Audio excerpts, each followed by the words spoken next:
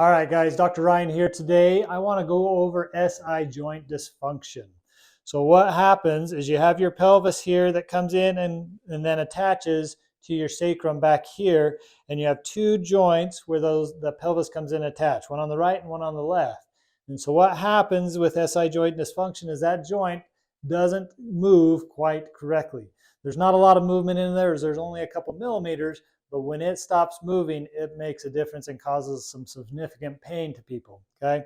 And so a lot of times what will happen is if you have pain going from sitting to standing or standing to sitting, that's a big indicator that the SI joint could be contributing to that. And so when you come into me, I'm going to look at a couple things. One of the things I'm going to first look at is how your legs are moving. And I want you to lift one of your legs straight up off the table. See how that feels. A lot of times, if you have pain on one side versus the other, that indicates that SI joint isn't moving. Or you might have one leg that lifts really easy compared to the side. And so that's something else we'll look at to see if that SI joint isn't moving.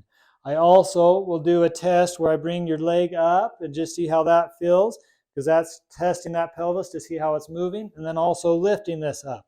And you're going to find that if the SI joint's moving properly, then you have a pretty good movement there, and that doesn't cause pain. If the SI joint's stuck, you're going to lift it, and it's just not going to feel like it's moving very well, and you're going to have pain back here in that SI joint area.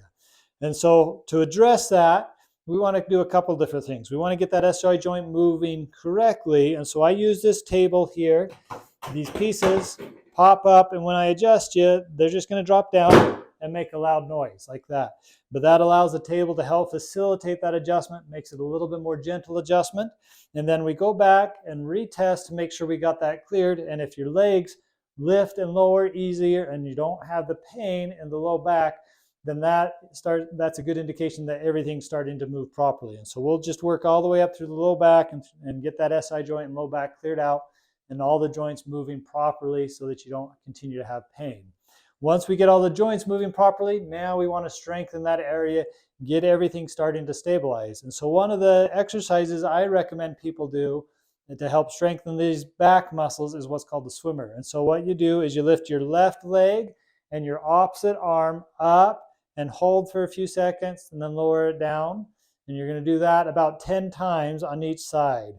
And you can go back and forth with it, or you can do it all on the same side, depending on what you want. Now, if you are experiencing some pain as you're doing this, then we want to make sure we look and see what might be causing that pain. But making sure that all those joints are moving properly and then testing the muscles to make sure the muscles are moving and functioning properly can help get that feeling better.